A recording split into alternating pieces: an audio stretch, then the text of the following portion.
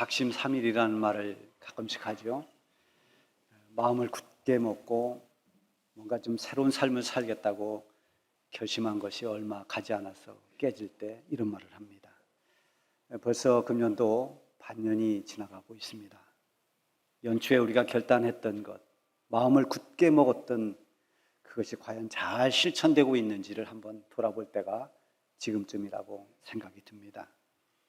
잠언 4장 23절에 보면은 무릇 지킬 만한 것 중에 더욱 내 마음을 지키라, 이런 말씀이 있습니다. 이 말씀은 우리의 마음을 지킨다는 것이 그만큼 어렵기 때문이기도 하고, 또 마음을 지킨다는 것이 그만큼 중요하기 때문이기도 합니다. 때로는 우리가 마음을 먹었지만 마음과 행동이 다르게 나올 때가 있습니다. 마음은 정말 잘해주고 싶은데 말은 굉장히 거칠게 나옵니다. 마음은 그렇지 않은데 내가 마음 먹었던 것과는 전혀 다른 행동이 나오기도 합니다. 사도 바울은 이런 탄식을 하죠.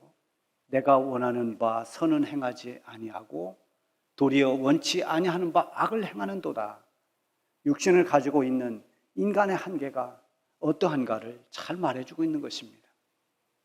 우리 예수님이 세 제자들을 데리고 마지막 십자가를 지기 전에 겟세마네 동산에 올라가서 정말 땀을 쏟으며 기도하셨습니다.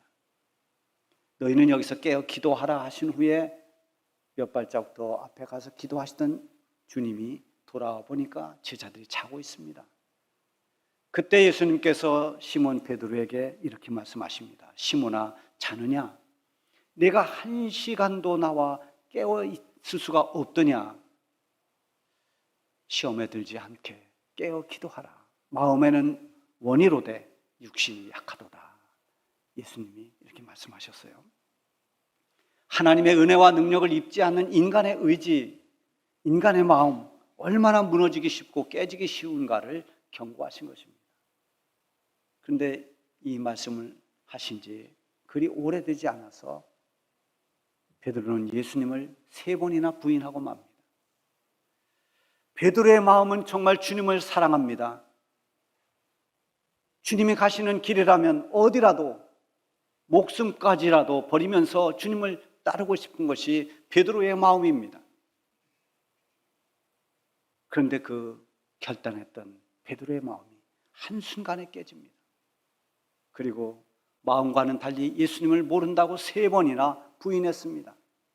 3년 동안 같이 함께 동고동락했던 그 주님은 그리스도시요 살아계신 하나님의 아들이라고 멋진 고백을 하면서 따라다녔던 그 주님을 나는 모르는 사람이라고, 나는 그와 상관없다고, 아니 거기다 저주까지 하면서 맹세하면서 주님을 부인해버리고 말았습니다. 이 사건이 베드로에게는 정말 가장 수치스럽고 감추고 싶은 부끄러운 일이 되었습니다. 그의 큰 괴로움이 되었습니다. 그렇지만 더 넓게 보면 이 일로 인해서 베드로는 철저하게 자기 깨어짐의 경험을 합니다. 아, 내가 대단한 줄 알았는데 나는 형편없는 사람이구나. 내가 이것밖에 되질 않는구나. 한없이 자기를 낮출 수 있는 그런 전환점이 되었습니다. 어느 날 베드로가 몇몇 제자들과 함께 고향으로 내려갑니다. 고향에 내려가서 배와 그물을 버리고 예수님을 따랐던 그 베드로가 다시 배와 그물을 잡고 갈릴리 호수로 나갑니다. 밤이 새도록 그물을 던지며 회한의 시간을 보냅니다. 그물을 던져도 고기가 잡히지 않았습니다. 그러다가 동이 틀 무렵 예수님이 베드로를 찾아오셨습니다.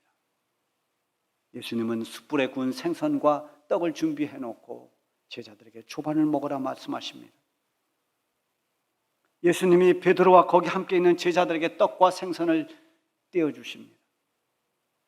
제자들은 아무도 말을 하지 못합니다. 이렇게 식사를 다 마친 뒤에 예수님께서 베드로에게 물어보셨습니다. 이럴 때 우리가 예측하는 질문은 무엇입니까? 그때 과연 예수님은 베드로에게 어떤 질문을 하셨을까? 만약에 우리가 성경을 알지 못한다면, 우리의 생각대로, 우리의 사고방식대로 추측을 한다면, 베드로야, 내가 정말 궁금한 게 있다. 너 나를 부인할 때 어쩌면 그렇게 격하게 나를 부인할 수 있니? 아니, 그냥 부인해도 되는데 저주까지 하면서 나를 부인한 이유가 도대체 뭐냐? 아니면 베드로야, 네가 분명히 내가 부활한 나를 보았는데 네가 지금 여기서 뭘 하고 있는 거냐? 너 다시 과거로 돌아가는 것이냐?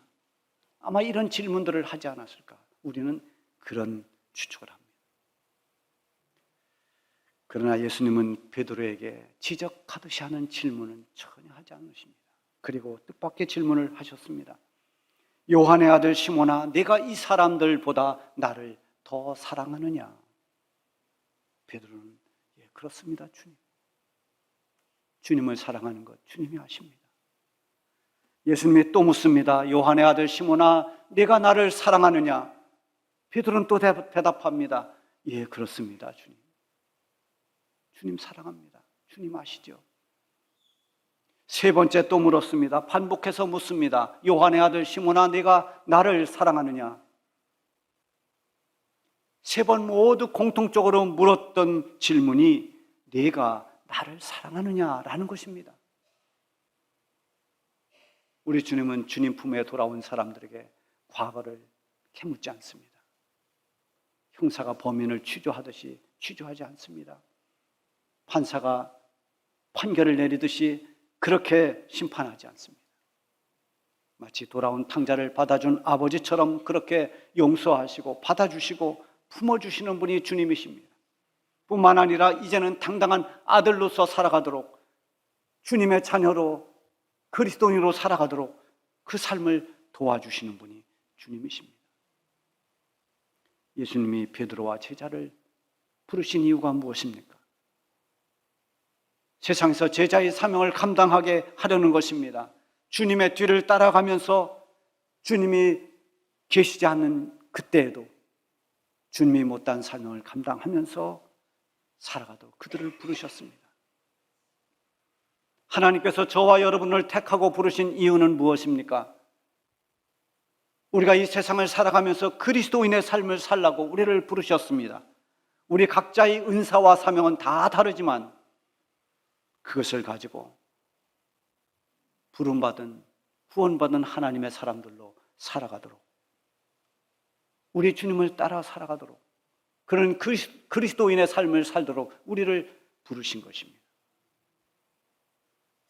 주님의 피값으로 죄사함을 받고 주님의 죽으심으로 인해서 구원을 받은 모든 성도들은 이제 하나님의 자녀가 돼서 이 땅을 사는 동안 끝까지 주님을 따라가야 할 사람들입니다.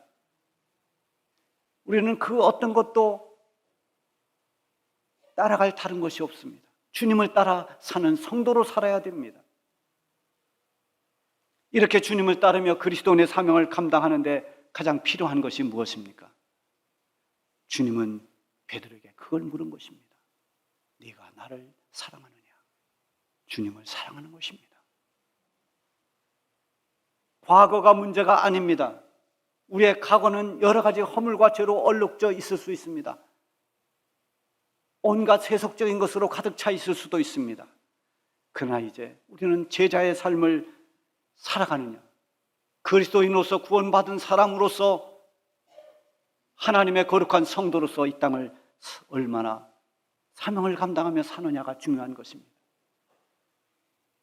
어떻게 하면 이 혼탁한 세상 가운데서도 여전히 나를 부르신 부르심에 합당하게 살 수 있는가?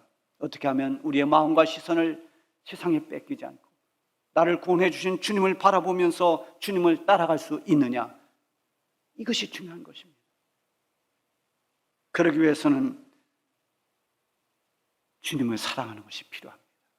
주님을 사랑하지 않고는 주님을 따라가지 못합니다. 주님을 사랑하는 그 사랑이 내 안에 풍성해야 합니다. 주님을 우리가 진실로 사랑하면 우리에게 어떤 시험이나 환난이 와도 다 이겨낼 수 있습니다. 극복해냅니다. 사랑의 힘보다 더 큰 힘이 없습니다. 사랑은 모든 장애물을 다 뛰어넘게 하고 목숨까지도 두려워하지 않는 그런 능력을 발휘하게 합니다. 예수님이 우리를 위해서 목숨까지 다 내어주신 것은 바로 하나님이 우리를 이처럼 사랑하셨기 때문입니다. 모든 순교자들이 자기의 목숨을 내놓은 것은 주님을 사랑했기 때문입니다.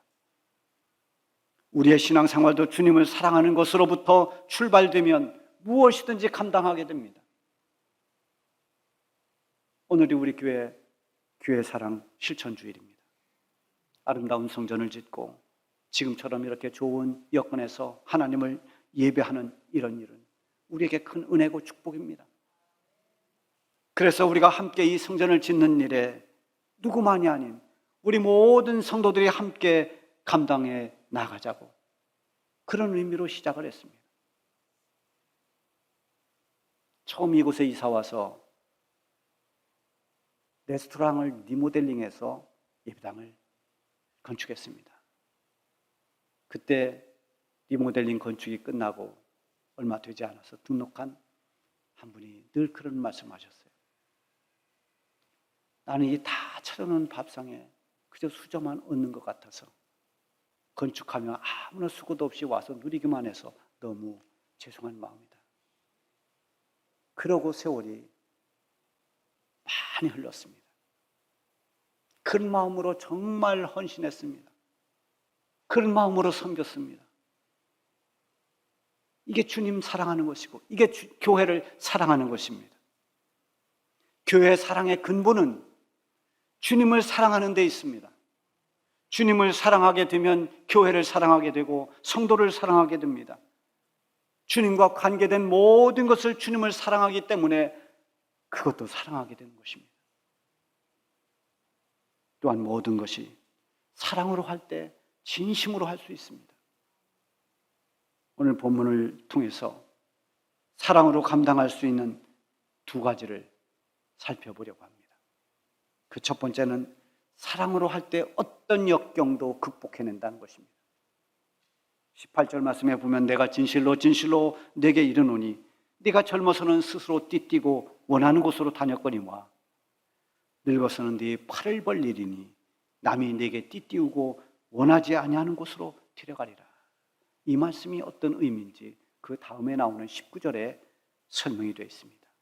이 말씀은 베드로가 어떠한 죽음으로 하나님께 영광을 돌릴 것을 가리키는 말씀이라고 했습니다. 베드로가 사명을 감당하다가 순교할 것을 말씀한 것입니다. 젊었을 때는 내가 원하는 곳으로 다녔지만 이제 나이가 들면서 점점 박해는 심해지고 남들이 내 팔을 벌리고 내가 원하지 않는 곳으로 끌고 간다. 결국 앞으로 사도로서 순교에 이르기까지 많은 박해와 고난이 따를 것을 예고하는 말씀입니다. 이렇게 목숨도 내놓아야 할 정도로 모진 박해와 시련을 극복하면서 끝까지 주님을 따를 수 있으려면 세상에서 그 무엇보다도 주님을 사랑해야만 했던 것입니다.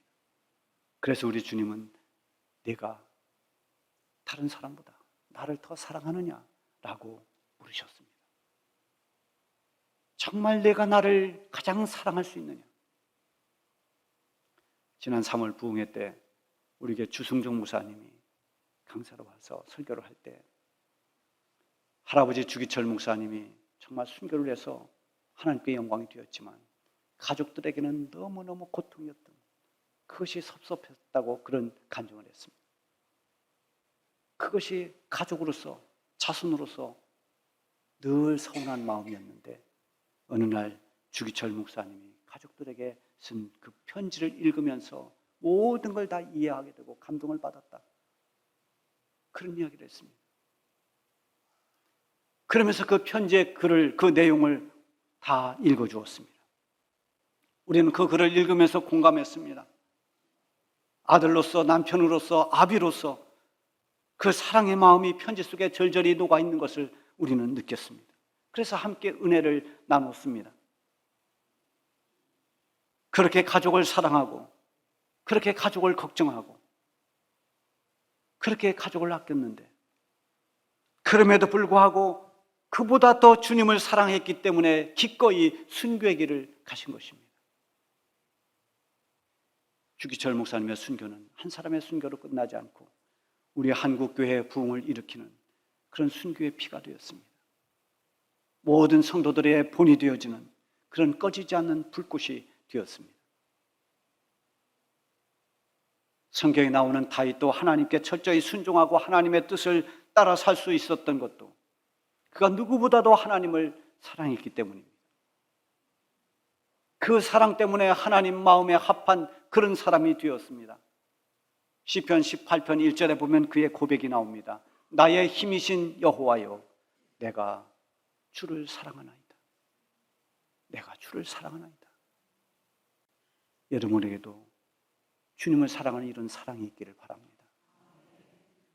또 하나는 사랑으로 따라갈 때 옆을 돌아보지 않고 주님만 따라갈 수 있다는 것입니다. 베드로와 함께 예수님을 가까이에서 따르던 제자들 가운데 요한과 야고보가 있습니다. 그래서 어디 중요한 데 갈 때는 예수님이 이 세 제자들을 데리고 갔어요. 특히 요한은 굉장히 다정다감한 사람입니다. 그래서 예수님과 만찬할 때도 예수님 품에 이렇게 안겨서 나를 팔자가 있다 그러니까 그 사람이 누굽니까? 했던 그 제자가 요한입니다. 근데 예수님이 베드로에게 말씀을 다 마친 뒤에 나를 따르라 이러니까 요한이 예수님께 바짝 다가가면서 예수님을 따릅니다. 그러니까 베드로가 요한을 힐끗 쳐다보면서 예수님에게 물어보았습니다. 주님, 이 사람은 어떻게 되겠습니까? 그런데 예수님께서 이렇게 말씀하시죠. 내가 올 때까지 그를 머물게 하고자 할지라도 네게 무슨 상관이냐? 너는 나를 따르라. 그가 어떻게 되든 그건 네가 상관할 바가 아니고 너는 오직 나를 따라봐라. 예전에 여러분 영화 보셨는지 모르겠어요. 친절한 금자씨. 전 영화는 안 봤는데요. 그 대사는 알고 있습니다. 유행이 됐던 대사가 있죠. 너나 잘하세요. 이 앞에 생략된 말이 있죠. 남 상관하지 말고 너나 잘하세요. 이런 건데 이것은 좀 영화에서는 굉장히 냉소적이고 또 말하자면 무시하는 듯한 그런 말입니다만 예수님이 하신 말씀은 그런 뜻보다는 너는 나를 따르라는 데 핵심이 있습니다. 자꾸 다른 사람 기웃거리고 다른 사람 비교하고 다른 사람 쳐다보고 저 사람은 어떻게 될까? 이 사람은 어떻게 될까? 저 사람이 나보다 더 사랑받는 건 아닐까? 저 사람 또 어떤 사람일까? 이런 데 관심 갖지 말고 너는 오직 나를 따라와라. 이 말씀입니다. 여러분 사람 관계가 꼬이거나 사람 관계가 막히면 신앙생활이 굉장히 어렵습니다. 남과 자꾸 비교하면서 시기를 한다든지 자꾸 남을 비판한다든지 이러다 보면 그것이 시험이 되고 올무가 됩니다. 우리가 주님을 따라갈 때 주님을 따르는 우리의 시선은 주님께 두어야 됩니다. 교회 와서 자꾸만 성도들을 쳐다보고 저분은 어떻게 하고 이분은 어떻게 하고 그러다 거기에 걸려 넘어집니다. 대부분의 시험 들어서 교회를 나오지 않거나 신앙을 포기한 사람들이 어디에 시험이 들었느냐? 예수님 때문에 시험 든 사람이 거의 없습니다. 사람 때문에 시험 듭니다. 주님을 향하는 우리의 마음과 시선을 뺏기지 않는 길은 주님을 사랑하는 길입니다. 누구보다도 이 세상의 그 무엇보다도 주님을 사랑하면 사람이나 환경 때문에 넘어지지를 않습니다. 내가 주님을 사랑하고 주님이 나를 사랑하면 아무것도 두려운 게 없는 것입니다. 정말 주님이 나를 사랑한다는 확신이 있고 내가 진심으로 주님을 사랑하면 누구를 시기할 것도 없는 것입니다. 주님을 따라가는 신앙생활이 힘든 것은 주님을 자꾸 종교적으로 또는 율법적으로 따르기 때문입니다. 주님을 두려운 분으로, 주님을 멀리 떨어져 있는 분으로 그렇게 생각하기 때문입니다. 주님은 언제나 내 곁에서 나와 함께 하시는 분이고 언제나 나를 도와주시는 분입니다. 주님은 실패한 베드로를 찾아와서 그의 허물과 부끄러움을 덮어주고 오직 한 가지만을 물어보셨습니다. 네가 나를 사랑하느냐? 주님을 사랑하면 주님을 따라갈 수 있습니다. 주님을 사랑할 때 신앙생활은 기쁨이 됩니다. 주님께서 베드로를 부르신 것도, 저와 여러분을 택하고 부르신 것도 이 죄악된 세상 가운데서 오직 주님을 따르며 맡겨진 본분을 감당하게 하려는 것입니다. 너는 나를 따르라, 이렇게 말씀하신 우리 주님은 먼저 네가 나를 사랑하느냐고 물으셨습니다. 여러분, 주님을 뜨겁게 사랑하시기 바랍니다. 주님을 사랑한다고 고백하십시오. 그리고 그 주님 사랑으로 교회를 사랑하고 이웃을 사랑하십시오. 그렇게 주님을 따라가면 신앙생활이 기쁘고 행복할 것입니다.